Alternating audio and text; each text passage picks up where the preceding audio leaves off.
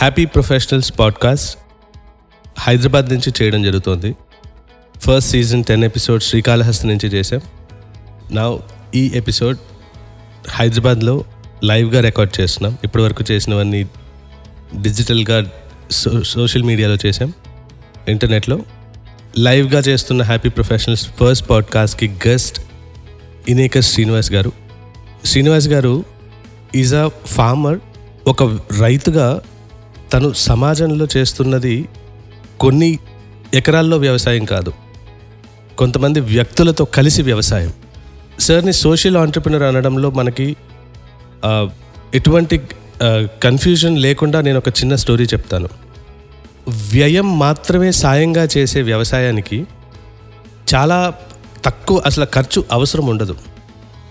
కానీ మనకి ఇవాళ వ్యవసాయం అనేది లాభాలు నష్టాలు ఈ ధోరణిలో మనకి చాలా డిఫరెంట్గా కనబడుతుంది వ్యవసాయం. కానీ వ్యవసాయం ఎలా చేయాలి అనేది ఎప్పటి నుంచో కుటుంబం నుంచి సమాజం నుంచి చూసి నేర్చుకుని ఇవాల్టి పరిస్థితులకి దాన్ని అలవరిచి కొత్తగా వ్యవసాయం చేస్తున్న మన శ్రీనివాస్ గారిని అడిగి తన పర్సనల్ స్టోరీని, సస్టైనబుల్గా తను చేస్తున్న ఎన్నో పనుల గురించి తెలుసుకుందాం. మొదటగా thank you so much for coming sir. It's a pleasure having you in our office.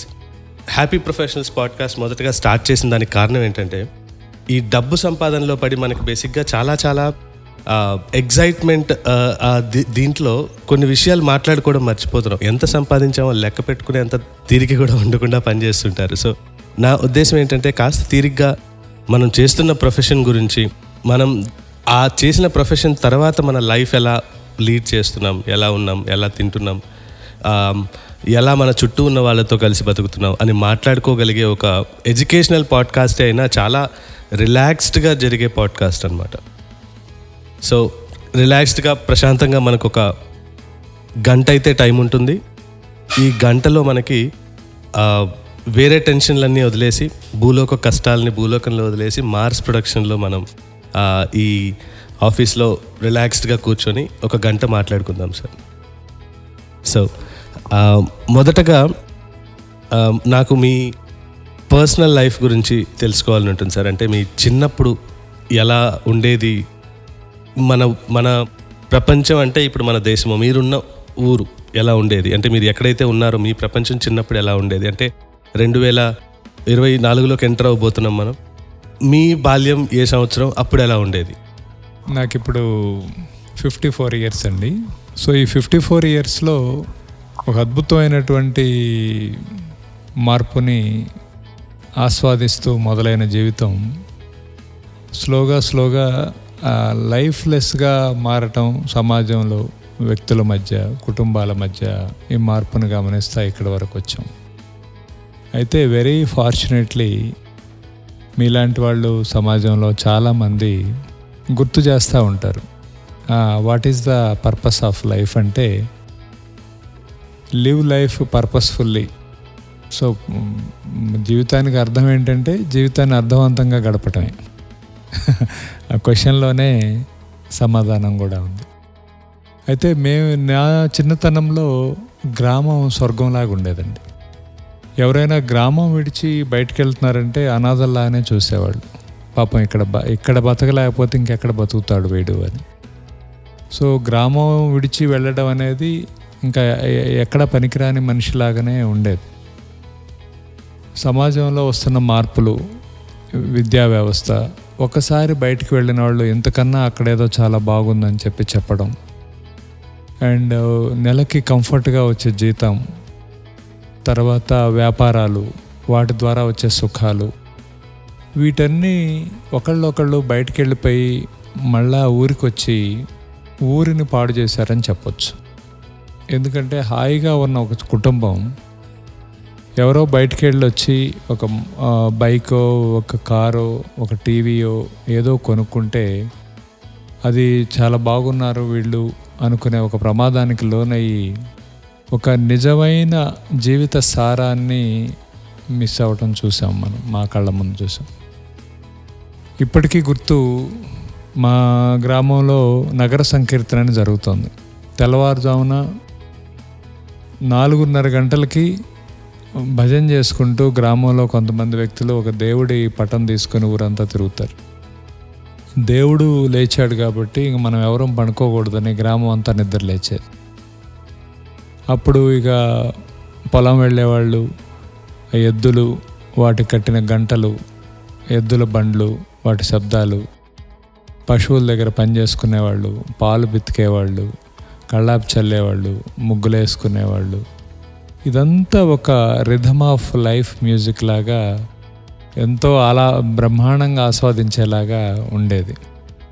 So సూర్యుడి కన్నా అందరూ ముందు లేచేవాళ్ళు. సూర్యుడు వచ్చేసరికి అందరూ రెడీ అయిపోయేవాళ్ళు. సూర్యుడు వచ్చిన తర్వాత మొహం కడుక్కుంటే సూర్యుడి మీద ఉమ్మేసినట్టుగా ఉంటుంది, అందుకని సూర్యుడు వచ్చేలోపు కాలకృత్యాలన్నీ అయిపోవాలని చెప్పేవాళ్ళు.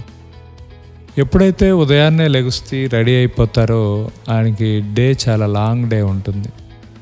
అప్పుడు ప్రత్యేకంగా ఈ ప్రొఫెషన్ అంటూ దీనికంటూ ఇంత టైం అంటూ ఎన్నో పనులు ఉండేవి. వ్యవసాయ అనుబంధాలు, పొలంలో పనిచేసేవాళ్ళు, పశువుల దగ్గర పనిచేసేవాళ్ళు, పశువులతో కలిసి పనిచేసేవాళ్ళు, వ్యవసాయ ప్రొడ్యూస్ని మళ్ళీ ఆహారంగా మార్చుకునేవాళ్ళు.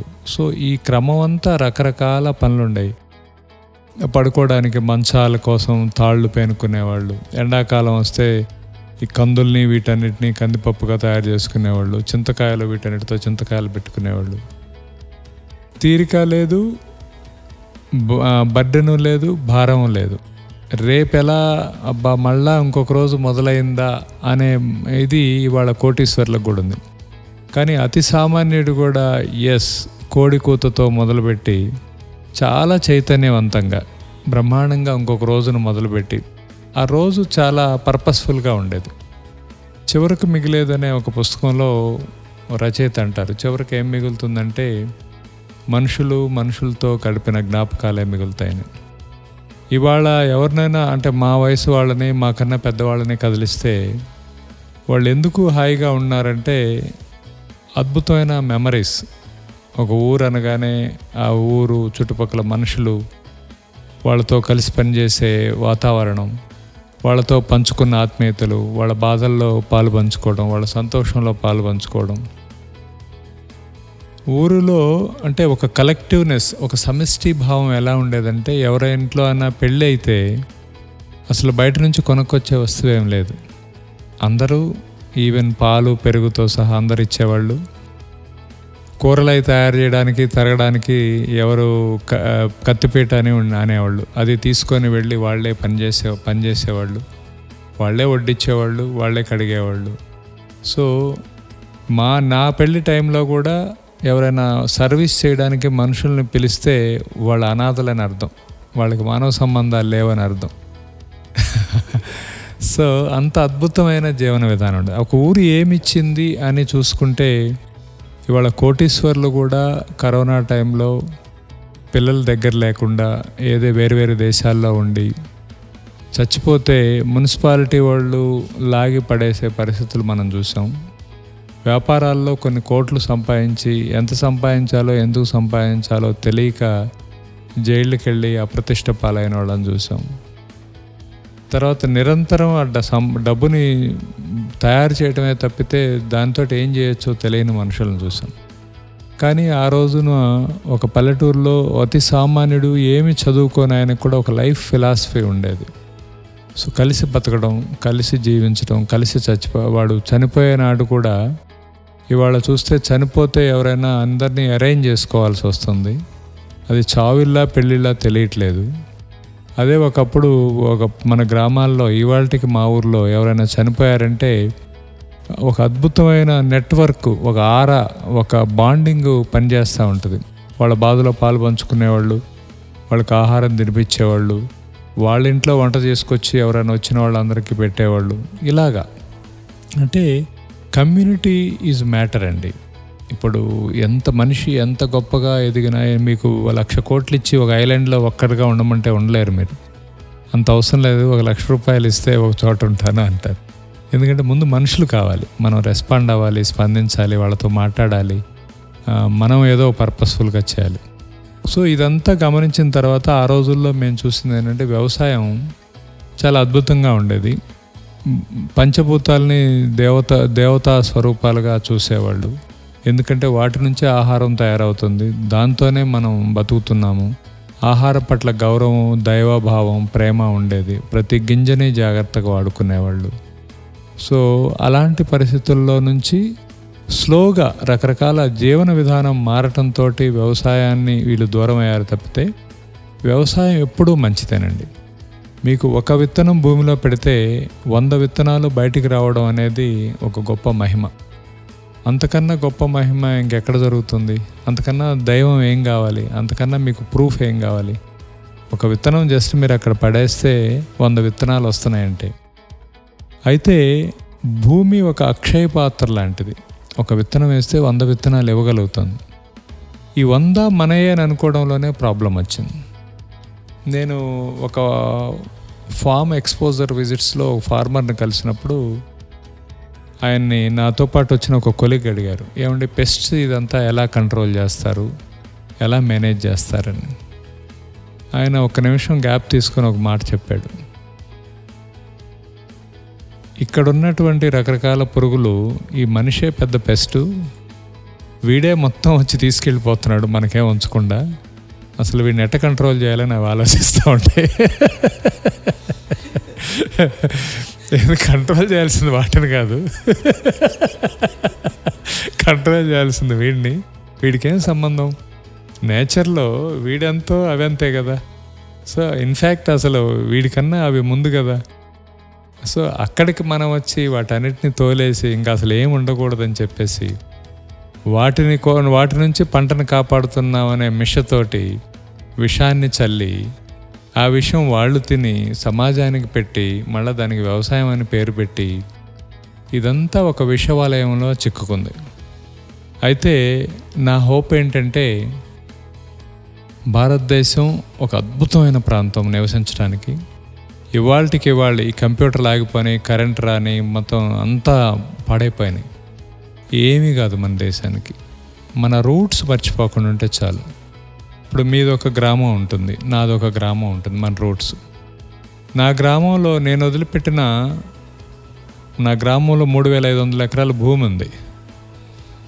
ఆ భూమి కనీసం ఒక 50,000 మందికి అన్నం పెట్టగలుగుద్ది. సో అలా మన దేశంలో ఉన్నటువంటి మొత్తం భూమి, వ్యవసాయానికి పనికొచ్చే భూమి తీసుకుంటే ప్రపంచం మొత్తానికి అన్నం పెట్టగలిగే భూమి మన దగ్గర ఉంది. అండ్ అంతకన్నా గొప్ప విషయం, అద్భుతమైన వాతావరణం మన దగ్గర ఉంది. ఈ సమశీతోష్ణ స్థితి అనే ఒక గొప్ప లగ్జరీ చాలా దేశాలకు లేదు, మనకుంది. సో మీరు ఏవి యు నేమ్ ఇట్, 1000 రకాలైనటువంటి పప్పు దినుసులు కానీ, ఆహార ధాన్యాలు కానీ, కూరగాయలు కానీ, పండ్లు కానీ పండించగలిగే ఒక గొప్ప ట్రాపికల్ ప్యారడైజ్ మన దేశం. సో ఇప్పటికీ కూడా నా హోప్ ఏంటంటే, ఏదో నేను చదువుకున్నాను, నా చదువు అయిపోయింది, నాకు ఇంకెవరు ఉద్యోగం ఇస్తారు, లేదా నేను ఏం వ్యాపారం చేయాలి, ఎవరో కోట్లు సంపాదిస్తాను, నా పరిస్థితి ఏంటి, ఇలా ఈ కంపారిజన్ జోలి పోకుండా బ్యాక్ వెళ్ళిపోయి పొలంలో పనిచేస్తే ఒక ఊరు కనీసం 3,500 నుంచి 4,000 మందికి ఎంప్లాయ్మెంట్ ఇవ్వగలదు. మీరు ఒక పెద్ద సాఫ్ట్వేర్ కంపెనీకి కూడా అంతమంది ఉండరు. సో ఒక ఊరు అంతమందిని ఎంప్లాయ్మెంట్ చేయగలదు. అందుకని మేము గ్రామ్ స్వరాజ్ అనే ఒక మూమెంటం తీసుకున్నాం.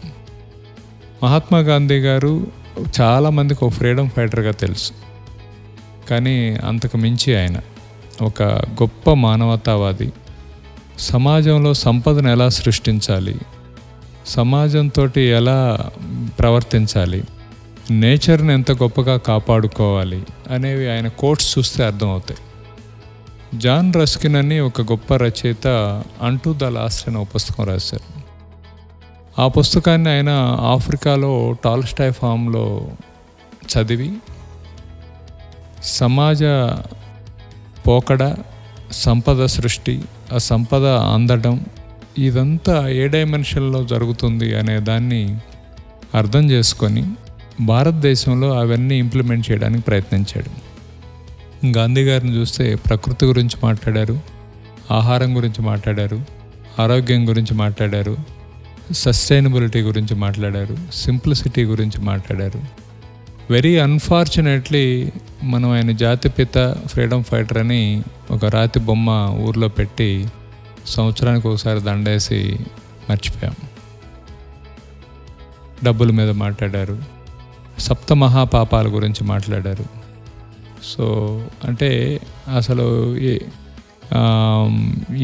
ఈ టాపిక్స్ ఆయన టచ్ చేయని టాపిక్స్ లేవు. సో దాన్ని ఆ ఇన్స్పిరేషన్ తోటి మేము గ్రామ స్వరాజ్ అనేది ఒక మోడల్గా తీసుకోవాలి, అసలు మన ఊరు దాటి మనం బయటకు వెళ్ళాల్సిన పని లేదు అనేది మేము ఒక రీసెర్చ్ చేసాం. మీకు ఒక చిన్న ఎగ్జాంపుల్ చెబుతాం. మా ఊర్లో ఒక 1500 కుటుంబాలు ఉన్నాయి. ఈ 1500 కుటుంబాలు an average of a family నెలకి ఎంత ఖర్చు ఉంటుంది వాళ్ళు కొనుక్కునే వస్తువులు? యావరేజ్న 6000 ఉంది. దీనిలో పల్సెస్, గ్రెయిన్స్, ఫ్రూట్స్, వెజిటబుల్స్ అన్న కలిపి 1500 ఇంటూ 6000 చూసుకుంటే 90 లక్షలు. అంటే మన ఊర్లో మనం కొనుక్కునే వస్తువులు 90 లక్షలు ఉన్నాయి. Into 12 months it is more than 12 lakhs, nearly 12 crores per year. 12 కోట్ల రూపాయల ప్రాడ్యూసు నా ఊరికే అవసరం. మనం క్వింటాల్లో అమ్మి కిలోల్లో కొంటున్నాం. సో అంతా సింపుల్ సొల్యూషన్స్, సింపుల్ ప్రాబ్లమ్స్కి కాంప్లికేటెడ్ సొల్యూషన్స్ చూసుకొని బతుకుతున్నాం. మోనోక్రాప్స్ వేసి మా ఊరు మొత్తం ప్యాడీయే వేసి ఆ ప్యాడీని ఒక్కటే మేము ఎవరు కొనడం లేదని ధర్నాలు చేసి ప్రభుత్వాలు మద్దతు ధర ఇవ్వాలని చేసి చివరికి నేను క్వింటాల్లో అన్నీ అమ్మి కిలోల్లో కొనుక్కుంటున్నాను. ఎంత లాస్ అవుతున్నాను? నాకు నా ఊరికి ఆవాలు కావాలి, కారం కావాలి, జీలకర్ర కావాలి, పప్పులు కావాలి, అన్నీ కావాలిగా, నూనెలు కావాలి. సో అది నా ఊర్లో నేను నా ఊరికి రిక్వైర్మెంట్ ప్రకారం పండిస్తే ఏమవుద్ది అనేది మేము ఒక బడ్జెటింగ్ తయారు చేసాం. తర్వాత మా గ్రామంలో సంవత్సరానికి 8 కోట్ల రూపాయల ఎరువులు, పురుగు మందులు వాడతారు. ఒక రాష్ట్రంలో ఉన్న జనాభాని చంపడానికి సరిపోతాయి అవి. సో అలాంటి ఒక గ్రామంలో ఒక సంవత్సరానికి వాడుతుంటే ఈ అక్షయ పాత్ర లాంటి భూమి దాని మహిమ కోల్పోతుంది. భూమిలో జీవం పోయిన తర్వాత ఏం తింటాము? మైక్రో మ్యాక్రో న్యూట్రియంట్స్ లేని ఆహారాన్ని తీసుకొని మళ్ళా సప్లిమెంట్స్ తీసుకొని బయట నుంచి అలా మళ్ళా కిడ్నీలు పోగొట్టుకొని ఎటు వెళుతున్నాము అనేదానికి అదొక ఇది.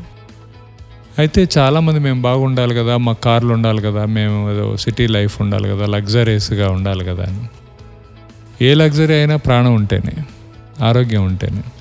ఆరోగ్యం బాగాలేకపోతే స్టీవ్ జాబ్స్ లాంటి కూడా చివరి నిమిషంలో క్యాన్సర్తో చనిపోయి బెడ్ మీద పడుకొని ఆయన చెప్పిన మాటలు కూడా ప్రపంచానికి తెలుసు.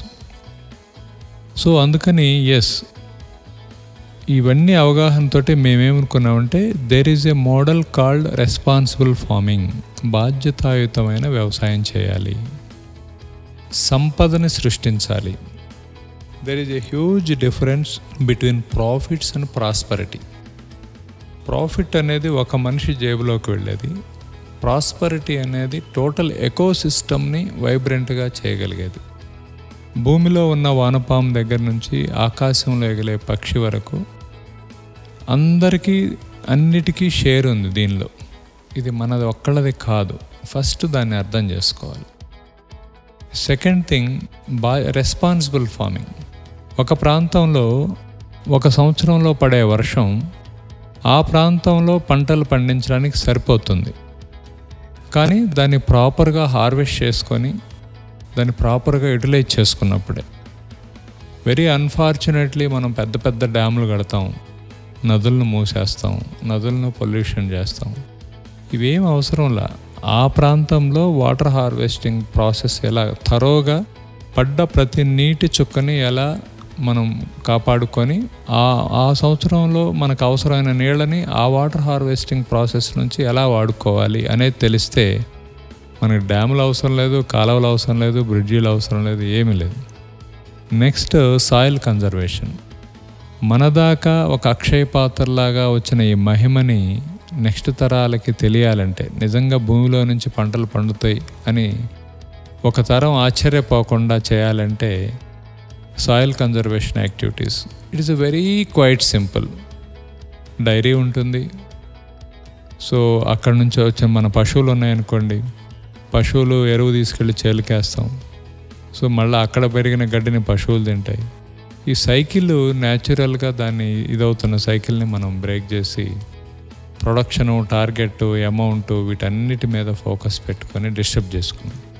సో భూమిని కాపాడుకోవాలి, నీళ్ళని అక్కడ ఉన్నాయి వాటిని వాడుకుంటే ఈ రెండు మిగతా మన మిరాకిల్స్ సృష్టించడానికి సరిపోతాయి. తర్వాత ఆర్గనైజ్డ్గా ఉన్న ల్యాండ్స్కేప్ని మన రిక్వైర్మెంట్, మన గ్రామ రిక్వైర్మెంట్ ప్రకారం క్రాప్ ప్యాటర్న్ చేసుకొని మిగిలిన దాన్ని మళ్ళీ మనం ఇక్కడ నుంచి వాల్యూ ఎడిషను, ప్రాసెసింగు, ప్యాకింగ్లో బయటకు పంపించేలాగా చేస్తే బాగుంటుంది. దీంతో పాటుగా చాలా సింపుల్ అండ్ వెల్త్ క్రియేషన్ దీనిలో మేము చూస్తే డైరీ ఇప్పుడు పెద్ద పెద్ద డైరీలు పెట్టి అలా చేయకుండా పశువులు ఊరక సరదాగా తిరిగేలాగా, సపోజ్ మా ఊర్లో 3,500 ఎకరాల పొలం ఉంది. 1,000 ఎకరాల డైరీకి కేటాయించామనుకోండి, 100 ఎకరాల్లో ఇన్ఫ్రాస్ట్రక్చర్ ఉంటుంది. పాలిచ్చేవి, పాలివ్వనివి, బ్రీడింగ్ కోసం ఉంచేవి, పిల్లలు సిక్కుగా ఉన్నవి, ఇలా రకరకాల ప్రాసెస్లో వాటికి షెల్టర్ ఉంటుంది. మిల్కింగు వ్యవహారం, ప్రాసెసింగు, ప్యాకింగు, ఇది ఒక సిస్టమ్ ఉంటుంది. ఇదంతా ఇన్ఫ్రాకు 100 ఎకరాలు అయితే సరిపోతుంది. మిగిలిన 900 ఎకరాల్లో రోజు ఒక 25 ఎకరాల్లో వీటిని వదిలిపెడతా ఉంటే మనం, అవి సరదాగా బయటకు తిరిగి వస్తాయి. వాటి ఫీడింగ్ ఖర్చు లేదు. వచ్చిన తర్వాత నెక్స్ట్ 2 days తర్వాత అవి అక్కడే పేడ వేస్తాయి కాబట్టి వాటిల్లోంచి పురుగులు వస్తాయి. అక్కడ మనం కోళ్ళని వదిలిపెడితే, నాటుకోళ్ళని, ఆ పురుగులు తిని అవి గుడ్లు పెడతాయి. సో ఇంత సింపుల్గా సరదాగా వాటికి స్ట్రెస్ లేకుండా తీసుకొని ఆ మిల్క్ని న్యాచురల్ మిల్క్గా ప్రాపర్గా మనం చేసి, మిల్క్గా చేయలేకపోతే పనీర్గా కానీ ఇంకొక వాల్యూ ఎడిషన్లో కానీ చేస్తే అక్కడ మనకు ఒక సంపద సృష్టించబడుతుంది. ఇక్కడ మళ్ళీ మనకి బయోగ్యాస్ వస్తుంది. దీని నుంచి ఈ స్లర్రీ నుంచి వర్మీ కంపోస్ట్ చేసుకోవచ్చు. ఈ యూరిన్ నుంచి మళ్ళీ అగైన్ మనం ఫామ్స్కి ఇవ్వగలిగేటట్టు చేసుకోవచ్చు. సో ఇలా చేస్తే బాగుంటుంది కదా అని ఒక అద్భుతమైన ఆలోచన ఉండేది మాకు చిన్నప్పటి నుంచి. ఇదేమో ఊరి నుంచి బయటకు రావాలంటే పిల్లలు స్కూల్కి పోయేటప్పుడు ఎంత బాధగా ఉంటుందో అంత బాధగా ఉండేది నాకు. ఎందుకు పోవాలి, మనం అందరు మనవాళ్ళు ఇక్కడ ఉన్నారు, ఎక్కడికో పోయి దిక్కులేని వాళ్ళలాగా అందరిని పరిచయం చేసుకొని అక్కడెందుకు బతకాలి మనం అనేది చాలా బాధ వేసేది. సో ఇక అందరితో పాటు ప్రయాణం కాబట్టి బయటకు వచ్చాం. కానీ వ్యవసాయం మీద ఇంట్రెస్ట్ పోలేదు. అండ్ రియల్ ప్రాస్పరిటీ, ఎవరిని ఇబ్బంది పెట్టకుండా, జనరల్గా మీకు ఏ వ్యాపారంలోనైనా మీకు లాభాలు రావాలంటే ఎవరైనా నష్టపోవాలి. కానీ వ్యవసాయంలో ఎవరూ నష్టపోకుండా మనతో పాటు పశువులు, పక్షులు అన్నీ బాగుంటూ మనకు డబ్బులు వచ్చే అవకాశం ఉంది కాబట్టి మనం వ్యవసాయమే చేద్దాం అని నిర్ణయించుకున్న తర్వాత ఏం చేయొచ్చు అంటే, మా ఊరు వెళ్ళి చెప్పాను అనుకోండి, చెప్పడానికి నాకు ఒక అర్హత కావాలి, నాకు ఒక ప్లాట్ఫామ్ కావాలి. ప్రపంచం ఎప్పుడు సక్సెస్నే వింటది, సో సౌండ్నే వినగలదు. సో నిశ్శబ్దాన్ని వినలేదు ప్రపంచం. సో అందుకని మన మనసులో భావన ఒక రూపం తీసుకొని ఒక సక్సెస్ అయితే కానీ ప్రపంచం అర్థం చేసుకోదు. కాబట్టి నా స్వప్నం ఏంటంటే, భారతదేశం మొత్తం గ్రామ స్వరాజ్ అనే ఒక మోడల్ని అడాప్ట్ చేసుకొని హాయిగా ఊళ్ళు ఆనందంగా నవ్వుతూ, పుట్టినా చచ్చిపోయినా కలిసి తన మనుషుల మధ్య తను ఉండి తన జీవితాన్ని ఆస్వాదించే గడపటమే గొప్ప జీవితం అని నా ఉద్దేశం. అది ఇప్పటికి దూరం అవుతుంది కానీ ప్రపంచం వెనక్కి వెళ్ళక తప్పదు. ఎందుకంటే ఈ ఐటీ రెవల్యూషను ఒక టైంకి ఆగిపోవచ్చు. ఆర్టిఫిషియల్ ఇంటెలిజెన్సీ వచ్చేసి అసలు మీరు ఎవరితో పని లేదు, 1,00,000 మంది చేసే పని ఒక చిన్న టెక్నాలజీ చేయొచ్చు, మీరు వెళ్ళిపోండి అనొచ్చు. సడన్గా ఏ పని రాకుండా నిజంగా ఇప్పుడు ఇవాళ టెక్నాలజీ మీద డిపెండ్ అయ్యేవాళ్ళు పూర్తిగా హ్యాండిక్యాప్డ్. సో వాళ్ళే నిజమైన హ్యాండిక్యాప్డ్. వాడికి ఇది పోతే ఏం చేయాలో కూడా తెలియదు. ఇవాళ ఒక మట్టి, మనకి ఏముంది దుమ్ము మట్టి అనుకునే దానిలోంచి కుండలు చేసేవాళ్ళు, చనిపోయిన జంతువుల నుంచి చెప్పులు తయారు చేసేవాళ్ళు, చెట్టు నుంచి కళ్ళు తీసేవాళ్ళు, రకరకాల కుల వృత్తులు ఎంత గొప్ప ప్రపంచం అది, ఎంత గొప్ప ఆర్ట్ అది. సో అవన్నీ మర్చిపోయి అసలు ఏ పని లేకుండా ఒక కంప్యూటర్ ముందు కూర్చొని ఏదో కొడితే డబ్బులు వస్తే వాడు సడన్గా దాంతో పని లేని రోజున వాడు హ్యాండిక్యాప్డ్ అయిపోతాడు. అంత ఓవర్ డిపెండెన్సీ అయిపోయి అసలు ఒక 4 చెట్లు పెంచుకొని ఏదో ఒకటి పండించుకొని తినే పరిస్థితి కూడా ఉండదు. అందుకని ప్రతి మనిషికి ఫుడ్ లిటరసీ, అగ్రికల్చర్ లిటరసీ కంపల్సరీగా ఉండాలి. సో వ్యవసాయం గురించి కనీస అవగాహన ఉండాలి. వాడు ఏం తింటున్నాడు, ఎక్కడి నుంచి వస్తున్నాయి, ఏం పండుతాయి, పండితే ఏం చేయాలి, వాటిని ఒడ్లు పండితే వాటిని మళ్ళీ అన్నం వండుకోవాలంటే ఎట్లా ఉంటుంది, ఇలాంటివన్నీ కనీస అవగాహన ఉండాలి. సో దానికోసం మేమేం చేసామంటే కమ్యూనిటీ సపోర్టెడ్ అగ్రికల్చర్ అనే ఒక మూమెంటం తీసుకున్నాం. దాదాపు ఒక 750 మందితోటి కొన్ని వందల ఎకరాల్లో చేస్తూ ఉన్నాం. ఇది ఎందుకు చేస్తున్నామంటే ఇలాంటివి కొన్ని చేస్తే, ఇలాంటివి కొన్ని బాగుంటాయి. దీంతో ఏమవుద్ది, ఇప్పుడు ఈ అర్బన్ కమ్యూనిటీ తోటి ఏమైందంటే వాళ్ళు అన్నీ చూశారు. వాళ్ళు చూడని ప్రపంచం లేదు. కార్లు చూశారు, బిల్డింగులు చూశారు, అన్నీ అయిపోయిన తర్వాత ఎక్కడ వాళ్ళకి కనెక్ట్ దొరకట్లే. వాళ్ళ కనెక్ట్ నేచర్లోనే ఉందని కొంతమంది తెలుసుకొని రియలైజ్ అయిన వాళ్ళు మాతో చేతులు కలిపారు. మేమేం చేస్తామంటే అందరం కలిసి ఒక చోట ల్యాండ్ తీసుకొని వ్యవసాయం చేస్తాం. ఏమవుద్ది, దీనిలో ఏమైనా గొప్పగా లక్షలు వస్తాయంటే లక్షలు వస్తేనే లాభం అని కాదు. మీకు నిజంగా డబ్బు, మీకు నిజమైన ఆనందం ఎప్పుడు వస్తుంది, ఎవరికైనా సహాయం చేసినప్పుడు, ఒక మంచి గాలి తీసుకున్నప్పుడు, ఒక కొండ మీద ఎక్కినప్పుడు, ఒక నది దగ్గరికి వెళ్ళినప్పుడు, ఒక మంచి మిత్రులతో గడిపినప్పుడు, ఇలాంటప్పుడే ఆనందం వస్తుంది. కానీ మిగతా కారు కొన్న రోజు ఉన్న ఆనందం కారుకి యాక్సిడెంట్ అయిన రోజు ఉండదు, కారుకి పెట్రోల్ కొట్టించే రోజు ఉండదు. సో దానికి there is A limitation, expiry date ఉంటుంది దానికి. సో ఇది అర్థం చేసుకున్న మనుషులు మాతో చేతులు కలిపితే మేమందరం సరదాగా పొలం పని చేసుకుంటాం, సరదాగా పొలంలో ఉత్సవాలు జరుపుకుంటాం, ప్రకృతికి సంబంధించిన పండగలు చేసుకుంటాం, ఊరికనే మీటింగులు పెట్టుకొని కాసేపు కూర్చుంటాం. మా పంటను మేమే కోసుకెళ్ళి మేము వండుకొని మన పిల్లలకి అమృతం పెట్టగలం. ఎన్ని కోట్లు సంపాదించినా పిల్లలకి విషం పెట్టే తల్లిదండ్రులు వ్యవసాయం మీద అవగాహన ఏర్పరచుకోకపోతే రేపు వీళ్ళ కళ్ళ ముందే వాళ్ళు ట్యాబ్లెట్లు వేసుకోవటం, ఆసుపత్రులు పాలవటం, ఇవన్నీ చూస్తూ బాధపడాల్సి వస్తుంది. సో ఇవి మేము ఇప్పుడు, నా ఉద్దేశం, నా జీవితాశయం ఏంటంటే ఏనాటికైనా మా గ్రామాన్ని గ్రామ స్వరాజ్ అనేదాన్ని కంప్లీట్గా చేసి చూపించి అన్ని వృత్తులు, అన్ని కులాలు, అందరు మనుషులు రకరకాల పనుల్లో మమైకమైపోయి వాళ్ళు రోజువారీ జీవితం టైంపాస్ అవటం, రోజు గడిచిపోవటం కాకుండా ఒక రోజుని పరిపూర్ణంగా గడపటం, పరిపూర్ణంగా బతకడం, పరిపూర్ణంగా జీవించటం అనేది ఆస్వాదిస్తూ ఆ ఊర్లోనే అక్కడే ఉండి అక్కడే ఆ మట్టిలోనే కలిసిపోయేదే ఒక గొప్ప జీవితం. ఇవాళ మనం చాలా చిన్న చిన్న విషయాలు కూడా గొప్ప గొప్ప ఆనందాలుగా చూస్తున్నాం. వాళ్ళ తల్లిదండ్రులు వాళ్ళతోనే ఉంటారంట, వాళ్ళ పిల్లలు అబద్ధం ఆడరంట, వాళ్ళ పిల్లలు మందు తాగరంట, సో వాళ్ళు చాలా స్వచ్ఛమైన ఆహారం తీసుకుంటారంట, వాళ్ళు స్వచ్ఛమైన గాలి పీల్చుకుంటారంట. ఇలాంటి చిన్న చిన్న విషయాలన్నీ మిరాకిల్స్గా ప్రపంచం అంతా ఆశ్చర్యపోయేటట్టు చూసేటట్టుగా అయిపోయినాయి.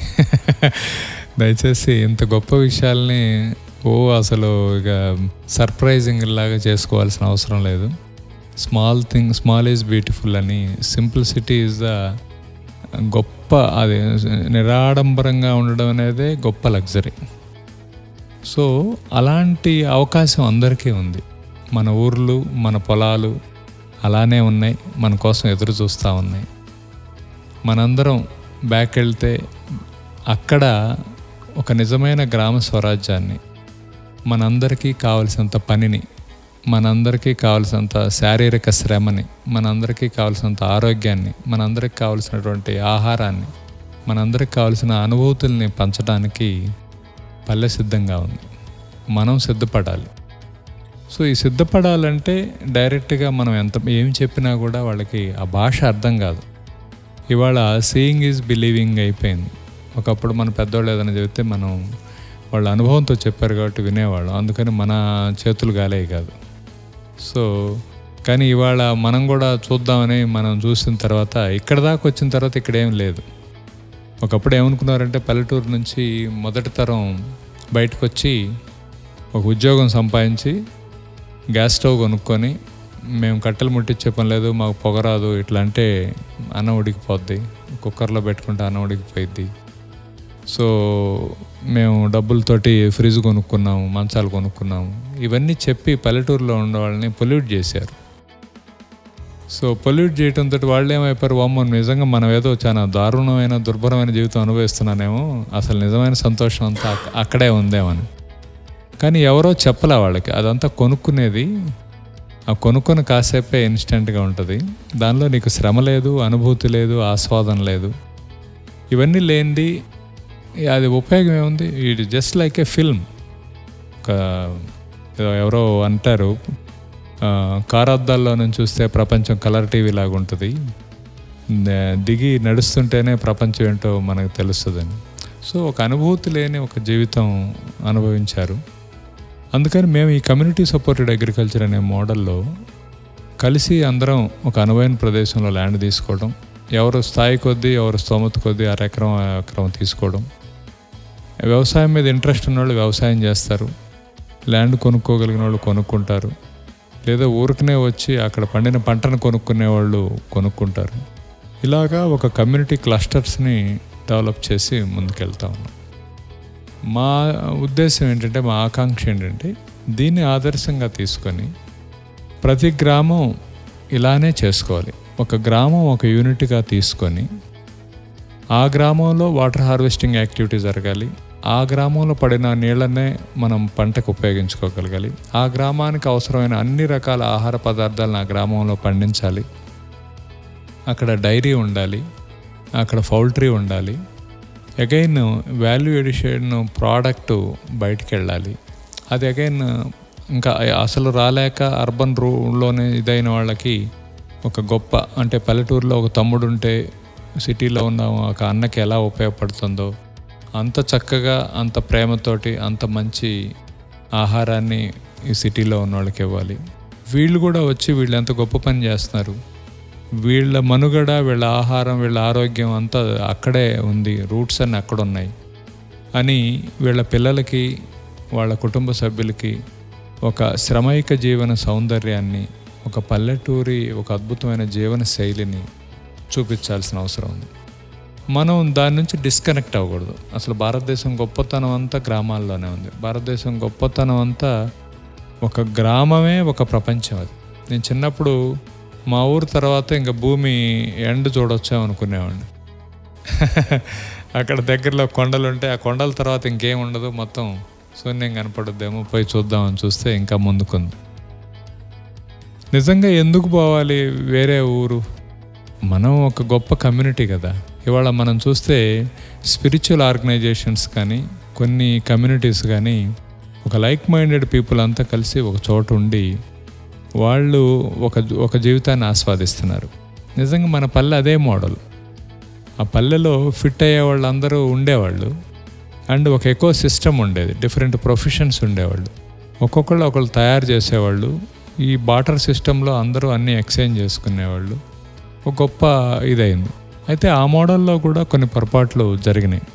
కుల వ్యవస్థ పేరుతోటి కొంచెం డిస్క్రిమినేషన్ అలాంటి కొన్ని చోట్ల జరిగింది. అక్కడ ఆ పొరపాటుతోటే చాలామంది వాటన్నిటిని వదిలేశారు. ఆ వదిలివేయబడ్డ వృత్తుల్లో చివరిది వ్యవసాయం అయిపోయింది. వ్యవసాయాన్ని వదిలేసిన తర్వాత ఇప్పుడు ఒక్కొక్కటి పోతూ ఉంటే, వ్యవసాయాన్ని కూడా వదిలేసిన తర్వాత ఇంకా మానవ మనుగడ లేదు అనేది కొంతమందికి అర్థమవుతుంది. సో వ్యవసాయాన్ని కూడా పూర్తిగా వదిలేస్తే, రైతు కాడి దించేస్తే వీళ్ళంతా పాడెక్కాల్సిందే, ఇంకొక ఇదే లేదు. సో అందుకని ఇప్పుడు మళ్ళీ అగైన్ ఆ డిగ్నిటీ ఆఫ్ లేబర్, ఆ పని చేసేవాడిని గౌరవించడం, అంత సహజమైనటువంటి, ఎక్కడ ఏ ఇన్స్టిట్యూట్లో కొండలు చేయడం నేర్పుతారు? కొండలు చేయటం మనం నేర్చుకోవాలంటే ఎన్ని రోజులు పడుతుంది? సరదాగా ఇంట్లో ఉంటా, వాడు ఎమోషన్స్ అన్నీ ఇదవుతా, వాళ్ళ అమ్మా నాన్న చేస్తుంటే చూసి నేర్చుకోవడం ఈజీనా? ఏదో ఇవాళ ఇన్స్టిట్యూట్లోకి వెళ్ళి నేర్చుకోవడం ఈజీనా?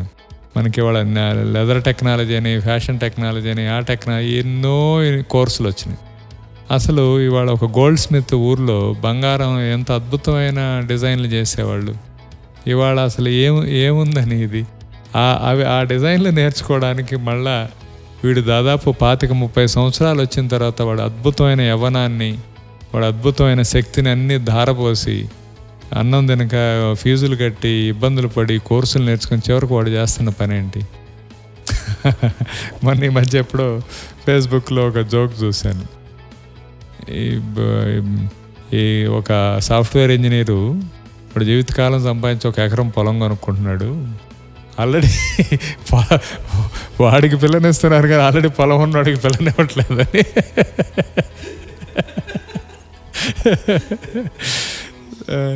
సో ఈ రకమైనటువంటి ఆలోచన ధోరణి మారుతుంది. చాలామంది మీలాంటి మీడియంస్ ద్వారా చాలామంది తెలుసుకుంటున్నారు. మీ ప్లాట్ఫామ్ కూడా హ్యాపీ ప్రొఫెషన్. నిజంగా మీరు చూస్తే సంతోషంగా పని చేసుకునే వాళ్ళు ఎంతమంది అనేది మీరు ఒక సర్వే చేస్తే ఎవరికి సంతోషం లేదు చేసే పనులు. ఎందుకంటే వృత్తి ప్రవృత్తి ఒకటే అదృష్టం చాలా కొద్ది మంది ఉంది, అది వాళ్ళ చేతుల్లోనే ఉంటుంది. కానీ కేవలం డబ్బు ద్వారా వచ్చే రకరకాలైనటువంటి సామాజికమైనటువంటి డిస్ప్లే, ఒక ఇల్లు, కారు, ఇంకోటి వీటి కోసము ఆత్మీయుల పెళ్ళిళ్ళకు కూడా వెళ్ళలేకుండా, ఇంట్లో సొంత మనుషుల పెళ్ళిళ్ళకు కూడా, వాళ్ళ పెళ్ళికి వాళ్ళు కూడా ఒకరోజు లీవ్తో పనిచేసేవాళ్ళు, పెళ్ళవగానే మళ్ళీ అమెరికా పరిగెత్తుకుంటూ పోయేవాళ్ళు. అంటే ఎక్కడికి వెళ్తున్నారు, ఎందుకోసం వెళ్తున్నాం, జీవితానికి ఏది అవసరం, ఒక్క నిమిషము ఆలోచించి స్థిమితంగా ఉండే పరిస్థితి లేని ఒక స్థాయికి వెళ్ళిపోయిన తర్వాత ఇంత మానవ పరిణామంలో ఏంటి ఎక్కడ దాకా వచ్చాము, నిజంగా ఇది అవసరం ఉందా అని అనిపిస్తుంది చాలామందికి. సో అందుకని ఇది హ్యాపీ ప్రొఫెషన్ అనేది చాలా ఇంపార్టెంట్. ఎప్పుడైతే మనం చేసే పని పట్ల మనకి ఇష్టం, ప్రేమ ఉంటుందో దానిలో అంతకన్నా గొప్ప పని ఇంకోటే ఉండదు. అది ఏ పనైనా కావచ్చు. ఒక చిన్నపిల్లాడు ఏసీ రూమ్లో కూర్చొని ఒక పాఠం చదువుకోమంటే వాడికి చెమటలు పట్టవచ్చు. అదే పిల్లాడిని క్రికెట్ ఆడుకోమంటే 50 degrees టెంపరేచర్లో ఆడుకోవచ్చు. సో వాడి ఆనందం అక్కడుంది. అట్లా చేయనేయండి. మీరు ఏసీ రూమ్లో కూర్చోపోయి చదువుకోమని వాడి మనసుకు నచ్చంది. అందరు ఎందుకు చదువుకోవాలి? అందరు డాక్టర్లు ఎందుకు కావాలి? అందరు ఇంజనీర్లు ఎందుకు కావాలి? అందరు టీచర్లు ఎందుకు కావాలి? ఉంటారు కొంతమంది, అది నిజంగా దాన్ని అద్భుతంగా ఉండేవాళ్ళు. ఇప్పుడు అందరూ అన్ని పనులు చేయడం ద్వారా ఏమైంది, ఒక 100 మంది మేధావులను ఒక క్లాస్ రూమ్లో పెట్టి మీరందరికీ అన్ని సబ్జెక్ట్స్లో టాప్ కావాలని చెబుతున్నాం. అసలు వాళ్ళకి క్లాస్ చెప్పే టీచర్కే అన్ని సబ్జెక్ట్స్ రావు. తెలుగు టీచర్ తెలుగే చెబుతాడు, మిగతా సబ్జెక్ట్స్ రావు. కానీ పిల్లలకు మాత్రం అన్ని సబ్జెక్ట్స్లో 100 మార్కులు రావాలని చెప్తూ ఉంటారు. ఇవన్నీ మార్కులు వచ్చి ఏం కావాలి? జీవితంలో ఈ లెక్కలన్నీ నేర్చుకొని చివరికి వాడికి 0 మిగలటం తప్పితే ఉపయోగం ఏముంది? మానవ సంబంధాలు, అనుబంధాలు, ప్రకృతిలో ఉన్న గొప్పతనం. మీరు సూర్యుడిని ఎన్ని రోజులు చూసినా బోరు కొట్టుద్దా? మంచి గాలిని, మంచి నది పక్కన ప్రయాణం ఎంతసారైనా విసుగు పుట్టుద్దా? ఆత్మీయులు, కుటుంబ సభ్యులు, ఫ్రెండ్స్, స్నేహితులతో ఎన్ని కబుర్లైనా దానికి ఎండ్ ఉంటుందా? అంతకన్నా ఏం కావాలి? ఎన్ని ప్యాకెట్లు పెట్టుకొని, ఎన్ని గోల్డ్ పెట్టుకొని ఏం చేసినా అవన్నీ మీతో మాట్లాడవు, మీతో ఇంటరాక్ట్ అవ్వదు. వాటితో మీరేదో కొనుక్కోవడానికి ట్రై చేస్తారు. మీరు కొనుక్కోవడానికి ట్రై చేస్తే అగైన్ మళ్ళీ మీ ఆరోగ్యం, మీ పరిస్థితి, మీరు దాంతో ఏం చేస్తున్నారు అనేది కూడా ఇంపార్టెంట్. అందుకని డబ్బులు సంపాదించేవాళ్ళు కొంతమంది ఉంటారు గొప్పగా. ఇన్ఫోసిస్ నారాయణమూర్తి గారు లాంటి వాళ్ళు ఉన్నారు. Yes, they do purposeful business. వాళ్ళు అలాంటి వాళ్ళు డబ్బు ఉండడం వల్ల మంచిది సమాజానికి. రతన్ టాటా గారు లాంటి ద్వారా డబ్బు ఉండటం వల్ల సమాజానికి మంచిది. అలాంటి వాళ్ళు చేస్తారు. అలానే నారాయణ హృదయ అలాంటి వాళ్ళు బ్రహ్మాండంగా డాక్టర్ అవుతారు. అబ్దుల్ కలాం గారు లాంటి వాళ్ళు ఓ పొలిటికల్ సిస్టంలో రాష్ట్రపతి అవుతారు. సో అలాంటి వాళ్ళు, ఆ ప్యాషనేట్ పీపుల్ ఎక్కడున్నా వాళ్ళు హ్యాపీగా పనిచేసినప్పుడు ఆ ప్రొఫెషన్కే వన్నీ వస్తుంది. ఎంతోమంది రాష్ట్రపతులు ఉన్న కలాం గారిని ఎందుకు గుర్తుపెట్టుకుంటున్నాం మనం? ఆయన నిజంగా రాగద్వేషాలు లేకుండా బ్రహ్మాండంగా ఆనందిస్తా ఒక తరాన్ని ఎడ్యుకేట్ చేద్దాం, ఒక ఇగ్నైట్ చేద్దాం బ్రెయిన్స్ అనే దాని మీద ఒక జీవితకాలం స్పెండ్ చేశాడు. అంతకన్నా ఒక జీవితానికి కావాల్సింది ఏముంది? రవీంద్రనాథ్ ఠాగూర్ గీతాంజలి నేను దాదాపు ఒక 100 సార్లు చదివి ఉంటాను. చదివిన ప్రతిసారి ఒక కొత్త అర్థం వస్తుంది. సో అంతకుముందు అది చదవకముందు నాకు మృత్యు అంటే భయం ఉండేది. అరే మనం కూడా చచ్చిపోతాం కదా ఒకరోజు, ఏంటో ఎప్పుడు ఉంటుందో తెలియదు, అలా ఒక రకమైనటువంటి కొంత డ్రైనెస్ ఉండేది. ఎప్పుడైనా చావు గుర్తుకొచ్చినప్పుడు, ఎవరైనా చనిపోయినప్పుడు చూసాను. గీతాంజలి చూసిన తర్వాత ఆ భయం పోయింది. గీతాంజలిలో ఒక చోట ఆయన ఏమంటాడంటే, మృత్యువు నాకు ఎదురైతే పూర్ణకుంభంతో స్వాగతం చెప్తానంటాడు. ఆ పూర్ణకుంభం ఎటువంటిదంటే, ఒక పరిపూర్ణ జీవితంలో ప్రతి క్షణం తను ఆస్వాదించి అనుభూతి చెందిన అమృతతుల్యమైనటువంటి క్షణాలతోటి ఈ పూర్ణకుంభాన్ని నింపి, ఈ సంపూర్ణ పూర్ణకుంభంతో నేను మృత్యువుకు స్వాగతం చెప్తానంటండి. ఎస్, దట్ ఈస్ ద, అంటే లైఫ్ని లైవ్లీ అనేదే ఇది. సో చాలామంది ఎవరైనా వ్యవసాయం పట్ల మక్కువ ఉన్నవాళ్ళు, ప్రకృతితో పనిచేద్దాం అనేవాళ్ళు, ఊరికనే ప్యాషనేట్గా యూట్యూబ్లు చూసి అటు చేశారు ఏదో 4 మొక్కలు పెంచి ఇది వ్యవసాయం అని అట్లా కాకుండా ఒక థరోగా నేర్చుకోండి. అసలు ఏ ప్రొఫెషన్ కన్నా చిన్నది కాదు, ఏ ప్రొఫెషన్ కన్నా ఈజీ కూడా కాదు వ్యవసాయం.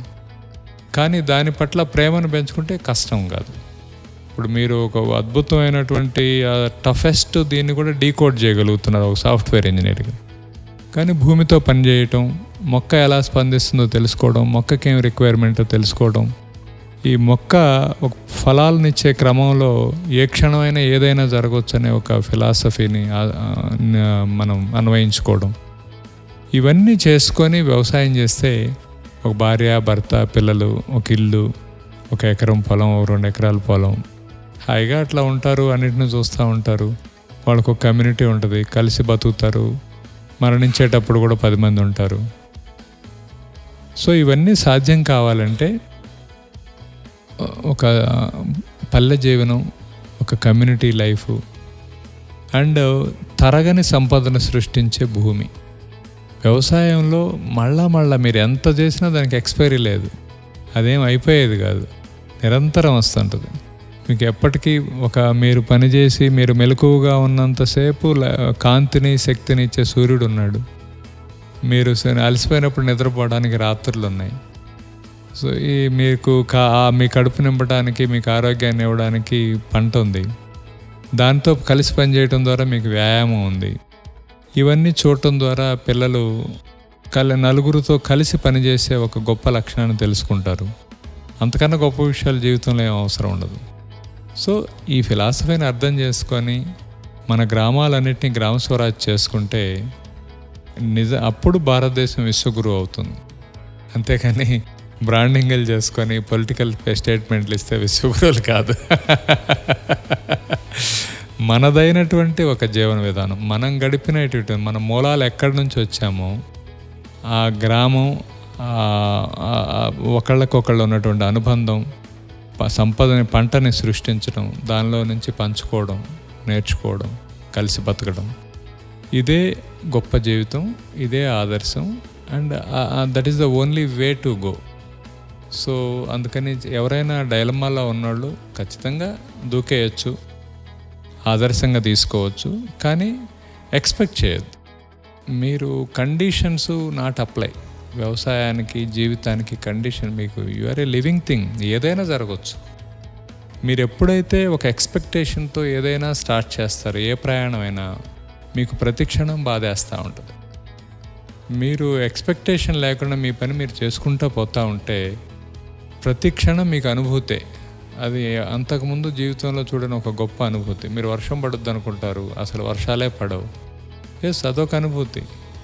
మీరు రెడీగా ఉండాలి తీసుకోవడానికి.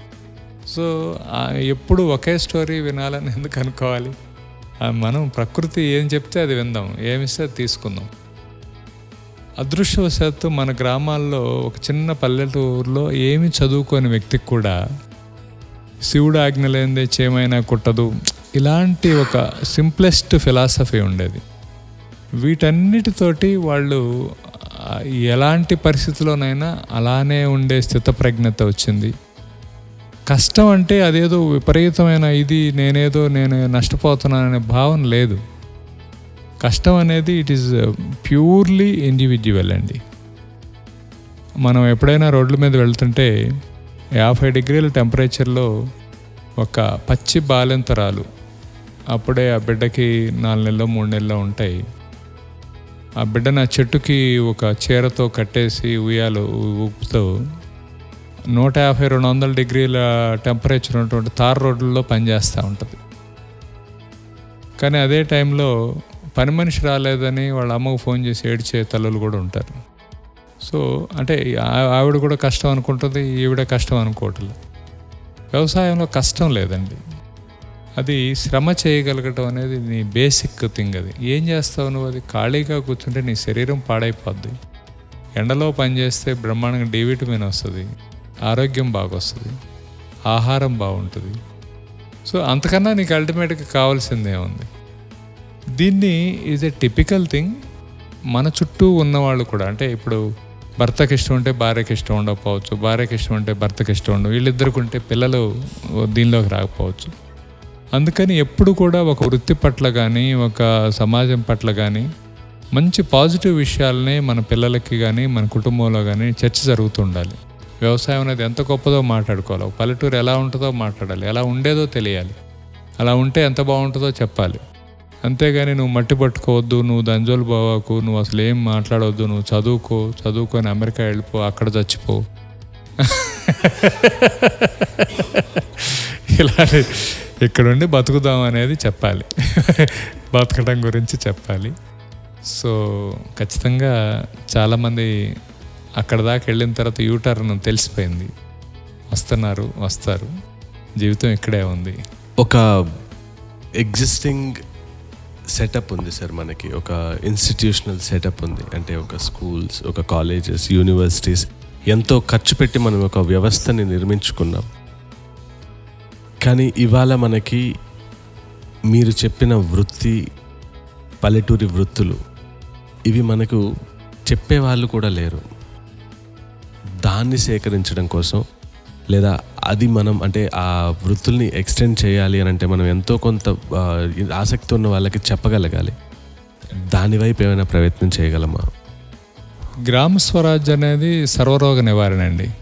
It is a simple solution. ఒక ఊరు, ఆ ఊరికి కావాల్సిన అవసరాలు, ఆ ఊరికి కావాల్సిన అక్కడే తయారు కావడం. ఇప్పుడు కుండలు తయారు చేసామనుకోండి, అది క్రెడిల్ టు క్రిమేషన్ ప్రోడక్ట్. పుట్టినప్పుడు దగ్గర నుంచి, అన్నప్రాసం దగ్గర నుంచి చనిపోయినప్పుడు కుండ బగలు కొట్టేంతవరకు కుండ కావాలి. మనం ఎందుకు మెటల్స్ వాడాలి? వాడెవడో వీటిల్లో వండుకుంటే మీకు రోగాలు రావని చెప్పేసి 1,00,000కో 2,00,000కో ఏదో ఒక వెజల్ కుకింగ్ సెటప్ అమ్ముతుంటాడు ఒకడు. అసలు అయ్యింది ఎందుకు? మన కుండల్లో వండుకుంటే ఇదే కదా. అలాగా అంటే ఆ ప్రొఫెషన్ అవుతుంది కదా. మనం వాడు కుండలు చేసేవాడు, అరే ఇటు రారా, ఇలాంటి అగౌరవమైన ఇది లేకుండా దాని గౌరవాన్ని, దానికి విలువని ఇవ్వగలిగితే ఆ వృత్తి కంటిన్యూ అవుతూ ఉంటుంది. లక్కీగా ఇవాళ చాలామంది ఈ మిట్టి కూల్ అనేవాళ్ళు కానీ ఇలాంటి వాళ్ళు దానికి ఆ స్థాయిని తీసుకురాగలిగారు. అలానే ఆ ఊరి అవసరానికి సరిపోయినవన్నీ ఆ ఊరిలో ఇష్టమైన వాళ్ళని. అందరికీ వ్యవసాయం చేయటం కూడా ఇష్టం ఉండదు, అవసరం కూడా లేదు. వ్యవసాయ పనిముట్లు కొంతమంది చేస్తారు, వ్యవసాయ ఉత్పత్తులని వాల్యుయేషన్ కొంతమంది చేస్తారు, వాటిని ప్యాకింగ్ కొంతమంది చేస్తారు, వాటిని మార్కెటింగ్ కొంతమంది చేస్తారు. ఇలా అందరినీ అకామిడేట్ చేయగలిగేది ఊరేనండి. లేకపోతే ఈ ధర్నాలు చేయడం, గవర్నమెంట్ డబ్బులు ఇవ్వమని అడగటం. గవర్నమెంట్ ఇప్పుడు ఒకడు గ్రాడ్యుయేషన్ దాకా చదువుకొని మాకు నిరుద్యోగుల సమస్య ఉంది, మాకు మీరు ఉద్యోగం ఇవ్వకపోతే మీకు వ్యతిరేకంగా ఓటు చేస్తామను, లేకపోతే మాకు ఉద్యోగం కల్పించను, మాకు నిరుద్యోగ వృత్తి ఇవ్వండాను అడుక్కోవడం ఎంత దుర్మార్గం. డిగ్రీ దాకా చదువుకున్నాడు, ఏ పనైనా చేయొచ్చాడు. డిగ్నిటీ ఆఫ్ లేబర్ లేకుండా నువ్వు ఇక్కడేదో సీట్లో కూర్చుంటే నీకు నెల అయ్యేసరికి నీ అకౌంట్లో డబ్బులు పట్టడమే గౌరవం అనుకుంటే, ఇంకా అందరూ ఇలా అనుకుంటే ఎక్కడ పనులు అవుతాయి? అసలు పని చేయడం తప్పెందుకు అవుద్ది? దానికి మేము చాలామంది మ్యాన్ పవర్ ప్రాబ్లం ఉంది వ్యవసాయంలో అనేది నేను ఒక ముఖ్యమంత్రి గారితో ఒక టైంలో మాట్లాడితే అగ్రికల్చర్ చాలా బాగుంటుంది సార్, దీని మీద ఫోకస్ చేద్దామంటే మ్యాన్ పవర్ని ఎట్లా అని అన్నాడు. చాలామంది చెప్పారు ఎన్ఆర్జిఎస్ పనుల్ని అగ్రికల్చర్కి కేటాయిస్తే బాగుంటుందని. నేనేం చెప్పానంటే అంతకన్నా అద్భుతమైనది ఉంది. ఇవాళ పిల్లలకి అన్నీ ఉన్నాయి కానీ అసలైంది లేదు అన్నట్టు అయిపోయారు. పని సంస్కృతిని మించింది ఇంకొకటి లేదండి. మీ చేతిలో 100 డిగ్రీలు ఉండొచ్చు, మీకు పని సంస్కృతే లేకపోతే, వర్క్ కల్చరే లేకపోతే మీరు ఎట్లా ఇదవుతారు? పని సంస్కృతి రావాలంటే గవర్నమెంట్ స్కూల్ ఉందనుకోండి, ఊర్లో హై స్కూల్ ఉంది, హై స్కూల్ వరకు Saturday Sunday and everyday morning 6 to 10 4 hours farming activity ఇవ్వండి వాళ్ళకి. వాళ్ళ అకౌంట్లో వాళ్ళు చేసిన పనిదినాలను బట్టి కొంత డబ్బులు వేయండి. వాడికి అదొక ఫార్మింగ్ ఫండ్ లాగా ఉంటుంది వాడికి. సో అది రేపు వాడికి ఏదైనా ఉపయోగపడుద్ది. It is very simple. మన మేమందరం చిన్నప్పుడు, ఎంత చిన్నప్పుడు అంటే 3rd year 4th year నుంచి కూడా పనులు చేసేవాళ్ళు. ప్రతి 100 ఎకరాల రైతు బిడ్డ అయినా సరే 4-5 సంవత్సరాల నుంచి పేడకళ్ళు తీయాల్సిందే, పాలు పోయాల్సిందే, ఎరువు తోడాల్సిందే, చేలో జల్లాల్సిందే, పత్తి తీయాల్సిందే, అన్నీ చేయాల్సిందే. అసలు చేయటం అనేది పని కష్టం. ఎందుకు? అది ఏం కష్టం అది? ఇవాళ నీకు సిస్టమ్ ముందు కూర్చొని నీకు టెన్షన్ ఉండి, నీ బాసు తిట్టి, నీ పెళ్ళాన్ని తిట్టి, నీ ఫ్రెండ్ దగ్గరికి పోలేక అసలు అంతకన్నా కష్టమైంది ఏదన్నా ఉందా? సరదాగా నీకు నచ్చిన మనుషులతోటి, నీకు నచ్చిన ప్రపంచంలో నువ్వు హాయిగా తింటావు, చేసినప్పుడు చేస్తావు, లేకపోతే కాసేపు మెదలకుండా ఉంటావు. నీకు అలుపు వస్తే ఏం చేయి, బానిసలు నిన్ను ఎవడు కొరడాతో కొట్టట్లేదు కదా. అందుకని పిల్లలకి 10th class వరకు అలాంటి ఒక వర్క్ కల్చర్ అలవాటు అయిపోతాయి. ఏ ప్రొఫెషన్ వాళ్ళు, ఏ కులవృత్తి అయితే ఆ కులవృత్తి అయితే. అసలు మీకు వ్యవస్థలో ఆ డిస్క్రిమినేషన్ ఎందుకు వస్తుంది? నాకు నిరుద్యోగ వృత్తి ఇవ్వండి అని ఎవడడుగుతాడు? ఈ అన్నిటికీ ఇది కదా. కేవలం వీటన్నిటికీ కారణం ఏంటంటే ఎడ్యుకేట్ చేయాలండి ప్రజల్ని. మనం ఎడ్యుకేట్ చేసే కన్నా అట్రాక్షన్ మీద ఎక్కువ ఖర్చు. మన రాజకీయ వ్యవస్థ అంతా ఎడ్యుకేట్ చేయడానికి ఎవరికి సాహసం లేదు, అట్రాక్ట్ చేయడానికే ఇష్టపడుతున్నారు. ఎందుకంటే వాడు ఆ సీట్లో కూర్చొని స్టేట్ అంతా నా ఆస్తి, దీన్ని నా ఇష్టం వచ్చినట్టు అమ్ముకుంటాను, నేను చేస్తాను, నేను సంపాదించుకుంటాను, నేను మళ్ళీ ఎలక్షన్లో ఖర్చు పెడతాను అనేది తప్పితే నిజంగా ఎడ్యుకేట్ చేసేవాళ్ళు ఏం చెప్తారు? ఇప్పుడు నిజమైన మీ పిల్లలు ఉన్నారు, మీ పిల్లలు ఏదో అడగరాని అడుగుతున్నారు, మీరు చెప్పే విధానంలో వాళ్ళకి చెప్పకపోతే ఆ పిల్లలు చెడిపోతారు. వాళ్ళు అడిగిందల్లా ఇస్తా పోతుంటే వాడు ఇంకెందుకు పనికి వస్తాడు? సో అలాగా అంటే ఈ గ్రామ స్వరాజ్ అనేది సర్వరోగ నివారణ అండి. దాని మీద పనిచేస్తున్నాం మేము. 2030కి మేము ఒక లక్ష్యం పెట్టుకున్నాం. ఆ 2030 నాటికి ఖచ్చితంగా సాధ్యం అవుతుంది. ఎందుకు సాధ్యం అవుతుంది అంటే ఇవాళ గ్రామాల్లో పొలం ఉంది, రైతులు లేరు. గ్రామాల్లో పొలం ఉంది, ఓనర్స్ లేరు. గ్రామాల్లో పొలం ఉంది, పంటలు పండించట్లేదు. సో ఇవాళ మీరు భారతదేశంలో పరిస్థితి చూస్తే గోధుమలు ఎక్స్పోర్ట్ ఆపాం, బియ్యం ఎక్స్పోర్ట్ ఆపుతున్నాం. అంటే ఇది దేనికి ఇండికేషను? పంజాబ్ మొండికేషన్, నేను పంటలు పండించలేను, ఇంకా నా వల్ల కాదని. మిగతా స్టేట్స్ అన్నీ వదిలేశారు. ఎవరు అగ్రికల్చర్లో పనిచేయడానికి అవ్వట్లేదు. ఒకళ్ళిద్దరు రైతులు, 1 ఎకరం 2 ఎకరాలు 5 ఎకరాలు ఉన్న రైతులు వ్యవసాయం చేసుకునే పరిస్థితి లేదు. పెద్ద రైతులు ఇన్వెస్ట్మెంట్లో లేరు. సో కలెక్టివ్ ఫార్మింగ్, ఊరు ఒక యూనిట్గా ల్యాండ్ హోల్డింగ్ని బట్టి ప్రపోర్షనేట్ షేర్డ్ బేస్డ్లో ల్యాండ్ ఓనరు, దాని మీద పనిచేసేవాడు, దానిలో ఓవరాల్గా మేనేజ్మెంట్లో ఇన్వాల్వ్ అయిన వీళ్ళందరూ షేర్ హోల్డర్గా చేస్తేనే మనం సంపదను సృష్టించగలం. ఆ మోడలే మేము మైక్రో మోడల్లో ఇలా చేస్తున్నాం. దీన్ని డెఫినెట్గా మా గ్రామంలో చేసి చూపిస్తాం. And we love someone can copy the model and implement anywhere in India. So ప్రపంచంలో ఎక్కడైనా దాన్ని చేసుకోవడానికి. And we love to share the Gram Swaraj model. దాన్ని మేము ఒక మోడల్ అది కూడా తయారు చేసి ఉంచాం. అప్పుడు ఏ వృత్తి వాళ్ళకైనా, ఏ పని వాళ్ళకైనా ఇబ్బంది ఉండదండి. విలేజెస్ మీద అర్బన్ పాపులేషన్కి ఉన్న మైండ్ సెట్ ఎలా షిఫ్ట్ అవుతుంది అంటే, మనం most important is mind set shift. అంటే మనకు మీరు అన్నీ చూసిన వాళ్ళకి మాత్రమే ఇది అర్థమవుతోంది, వస్తున్నారు, బాగుంది. కానీ that is only small group of people. కానీ larger group of people mindset అంటే అర్బన్ పాపులేషన్ 90% ఆఫ్ పీపుల్ వీళ్ళకి విలేజెస్ మీద ఉన్న మైండ్ సెట్ మారడానికి మనం ఏం చేయగలం? ఎందుకంటే మొదట విలేజెస్ నుంచి మైగ్రేట్ అయిన ఈ వాళ్ళే ఇక్కడ ఫ్యూవర్ జనరేషన్స్ అలా ఉన్నారు. వీళ్ళకి మళ్ళీ తిరిగి వెళ్ళాలి అని ఆలోచన రావాలి అని అంటే it's a mass media mind set. దానికోసం మనం ఏ ప్రయత్నం చేయగలం? ఇక్కడ కొంచెం మీరు కూడా కొంచెం అర్థం చేసుకోవాల్సింది ఏంటంటే, మీరు ఒకప్పుడు గ్రామము, పట్టణము, పెద్ద సిటీ ఇలాగా కంపేర్ చేయగలిగేవాళ్ళు. ఇవాళ అసలు అది లేదు. మీకు పట్టణంలో ఉంది, గ్రామంలో ఏం లేదు. మీకు కరెంట్ వచ్చి, ఫోన్ వచ్చి, టీవీ వచ్చిన తర్వాత అందరూ చెడిపోయారు. సో ఒక పట్టణ జీవన విధానం ఎలా ఉంటుంది ఏంటి అనేది ఒక గ్రామంలో ఉన్నాడు కూడా తెలిసింది. అందుకనే ఊర్లో ఉన్న స్కూల్ని వదిలిపెట్టి 3 ఏళ్ల పసిపిల్లాడిని లేపి వాడికి బలవంతంగా షూస్ వేసి, వాడికి టై కట్టి, వాడి గొంతుకి వాడికి ఇన్సర్ట్ చేసి, వాడిని బస్సులో పడేసి, వాడు పాపం పొద్దున పడేస్తే మళ్ళీ సాయంత్రం ఎప్పుడో వస్తే వాడు మమ్మీ డాడీ అనగానే నేనే సాధించాను అనుకునే పేరెంటింగ్ వచ్చేసింది.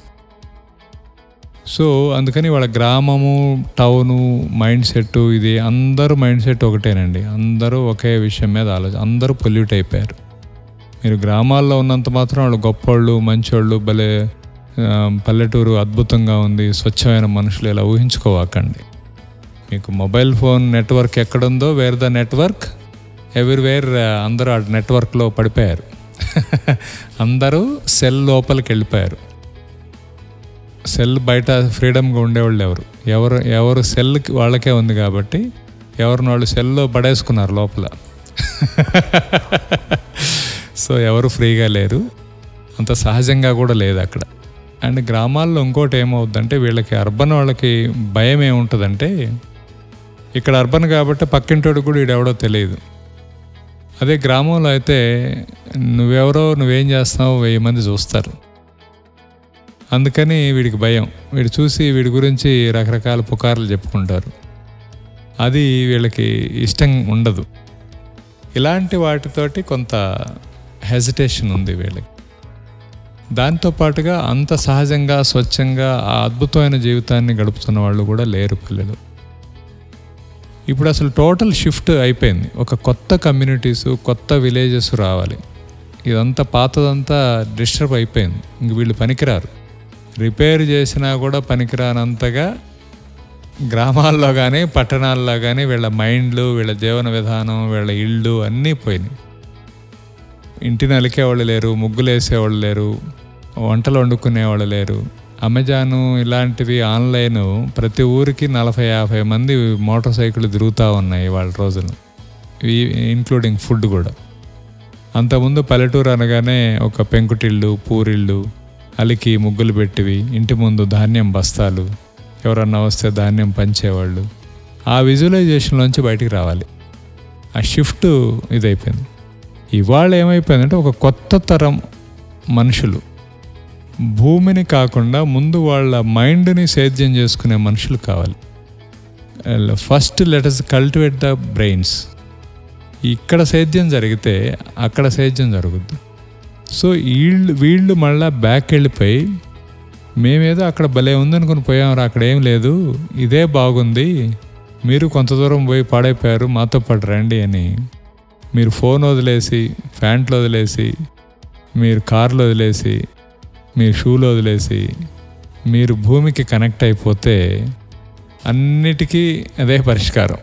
మీరు చేయటం మొదలు పెడితే, ఇవాళ రోజులు ఏంటంటే, ఒక రామాయణం ఇలా రాముడు ఇలా ఉండాలి, సీత ఇలా ఉండాలి అని ఉండేవాళ్ళు మనుషులు. ఇవాళ వాళ్ళ కళ్ళ ముందు ఒక మోడల్ కనపడాలి, ఆ మోడల్ ఆనందంగా కూడా ఉండాలి. అందుకని ఇవాళ మీలాంటి నాలాంటి వాళ్ళందరి బాధ్యత ఏంటంటే, ఈ పని భలే ఉంది, ఇక్కడ మేము ఆనందంగా, ఆరోగ్యంగా, హాయిగా ఉన్నాము అనేది మళ్ళా అగైన్ ఒక కొత్త అట్రాక్షన్ క్రియేట్ చేసి చూపించాల్సిన అవసరం ఉంది. అది నిజంగా ఎంత మంచి జీవితమో చూపించాల్సిన అవసరం. ఏం జరిగిందో, ఏం పోగొట్టుకున్నామో, అక్కడ ఏముందో చూసాం కాబట్టి వీళ్ళు మొదలు పెట్టాలి, మళ్ళీ ఫ్రెష్గా మొదలు పెట్టాలి. అంతేగాని వీళ్ళు అక్కడికి పోయి ఇమ్మీడియట్గా ఇన్సర్ట్ అవ్వలేరు. ఎందుకంటే వీడు ఒక సీరియల్ చూస్తుంటాడు, వాడు ఇంకో సీరియల్ చూస్తుంటాడు, వీడు ఒక పార్టీ వాడు ఒక పార్టీ. అసలు ఇవాళ అది ఆ ఊరులాగా లేదు.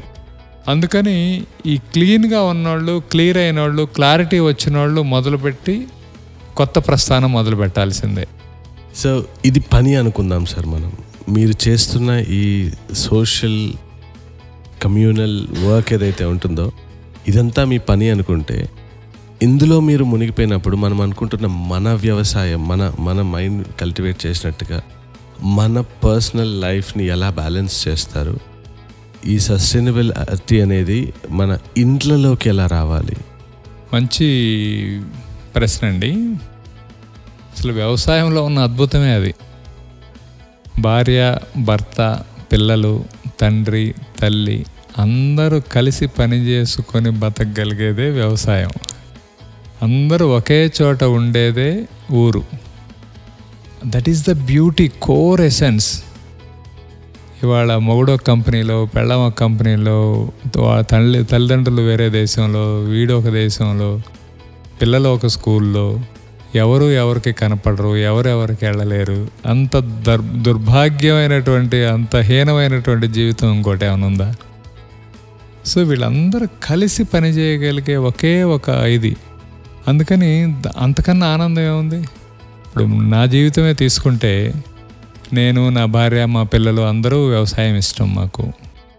సో మేము చక్కగా పొలం వెళితే ఏదో పిక్నిక్ లాగా వెళ్తాం. ఇప్పుడు ఏదో అసలు పిక్నిక్ వెళ్ళడం, ఎక్కడికో వెళ్ళడం అనేది ఒక పెద్ద లగ్జరీ కదా వీళ్ళకి. అలాంటిది మాకు రోజు లగ్జరీ. మనం తినాలనుకున్న ఆహారం మనం పండించుకొని, మనం హార్వెస్ట్ చేసుకొని, మనం వండుకుంటే అంతకన్నా లగ్జరీ ఉంది. It is a live life lively అండి. ఇంతకన్నా గొప్ప జీవితం ఉండదు. ఇది ఇంకా అసలు వర్క్ లైఫ్ బ్యాలెన్స్ అనేది లేదు అసలు. ఇదే లైఫ్. వ్యవసాయం అనేది ఒక జీవన విధానం. ఈ జీవన విధానం, అదే జీవన విధానం అయినాక it is a life style. నేనేం చేస్తాను? పొద్దున్నే లెగుస్తున్నా, సూర్యుడికి దండం పెడతాను, స్నానం చేస్తాను, టిఫిన్ చేస్తాను, ఫామ్కి వెళ్తాను, అక్కడ పని చూసుకుంటాను, మళ్ళీ వస్తాను, అక్కడ 10 మందితో మాట్లాడతాను, మేము ఇంట్లో మాట్లాడుకుంటాం, ఏం జరిగిందో మాట్లాడుకుంటాం, మేము మా కూరగాయలు, మా పండ్లు ఏమైనా చూసుకుంటాం, మనకు తెలిసిన వాళ్ళకి ఎవరికో ఇస్తాం. సో అసలు ఇంకంతకన్నా ఏముంటుంది ఇంకది? అది అసలు మీరు అసలు వర్క్ లైఫ్ బ్యాలెన్స్ అనేది కూడా అనకూడదు దీనిలో. It is a life style. ఇదే జీవన విధానం. And that is the toppest life style. అక్కడికి రీచ్ అవ్వడానికి ప్రతి ఒక్కరు ప్రయత్నం చేయాలి. Thank you so much sir. ఒక వ్యక్తిగా మొదలై ఒక సమాజంతో కలిసి ఒక వ్యవసాయాన్ని లైఫ్ స్టైల్గా తీసుకొని ప్రతి ఒక్కరూ మనలా ఆలోచిస్తూ ఈ వ్యవసాయం అనే దాన్ని ఒక పనిలా కాకుండా, ఒక భారంలా కాకుండా, ఒక లైఫ్ స్టైల్గా, బాధ్యతగా తీసుకొని మనతో పాటు వచ్చే వాళ్ళ తర్వాత తరాలందరికీ కూడా ఆరోగ్యమైన ఆహారాన్ని పండించే భూమిని ఇద్దామని మనస్ఫూర్తిగా కోరుకుంటూ, మీ విషయాల్ని షేర్ చేసినందుకు, మీరు చేస్తున్న గొప్ప పనులకు నా మనస్ఫూర్తిగా నేను థ్యాంక్ యూ చెప్పుకుంటూ, ఇదే జర్నీని మనం ఇంకా ఎంతో ముందుకు తీసుకెళ్లాలని, కంటిన్యూస్గా వర్క్ చేయాలని కోరుకుంటూ సెలవు తీసుకుంటున్నాను సార్. Thank you. ఇది ఒక మంచి ప్రయత్నం అండి. హ్యాపీ ప్రొఫెషన్ అనేది నిజంగా మీరు ఆ టైటిలే చాలా మందికి సర్ప్రైజింగ్ అనిపిస్తుంది. ఎందుకంటే చేసే పని ఏది హ్యాపీగా లేదు చాలామంది. సో ఆ హ్యాపీ ప్రొఫెషన్ అనేది డెఫినెట్గా అగ్రికల్చర్ అని నా ఉద్దేశం. డెఫినెట్గా చాలా పనులు బాగా చేస్తారు. ఆ డిఫైన్డ్ పీపుల్ అది చేయొచ్చు. ఒక మంచి డాక్టరు, ఒక మంచి సైంటిస్టు, ఒక మంచి పొలిటీషియను, రకరకాలుగా వాళ్ళు దాన్ని చాలా ప్యాషనెట్గా చేస్తారు. కానీ అందరికీ అక్కడ స్పేస్ లేదు. ఎందరికైనా స్పేస్ ఉంది గ్రామాల్లోనే, ఎంతమందికైనా స్పేస్ ఉంది, ఒక మంచి జీవన విధానానికి అవకాశం ఉంది వ్యవసాయంలోనే. మీరు చేస్తున్న ఈ ప్రయత్నం చాలా గొప్పది. దీని ద్వారా ఎవరో ఒకళ్ళు, కొన్ని వేల మందిలో, లక్షల మందిలో ఎవరో ఒకళ్ళు ఇన్స్పైర్ అయ్యి ఒక కొత్త మార్గాన్ని ఎన్నుకొని జీవితాన్ని, అంటే పర్పస్ ఆఫ్ లైఫ్ని వెతుక్కొని దీనికి ఒక సమాధానం దొరికిపుచ్చుకొని వాళ్ళు ఒక గొప్ప జీవితాన్ని ప్రారంభించడానికి మీరు చేస్తున్న ఈ ప్రయత్నం చాలా గొప్పది. మిమ్మల్ని మనస్ఫూర్తిగా అభినందిస్తూ, మీరు ఇలాంటివి మరిన్ని కార్యక్రమాలు చేసి మరింత మందికి ఏది సరైన దారి జీవితానికి అనేది సూచిస్తారని నమ్ముతూ thank you very much for inviting.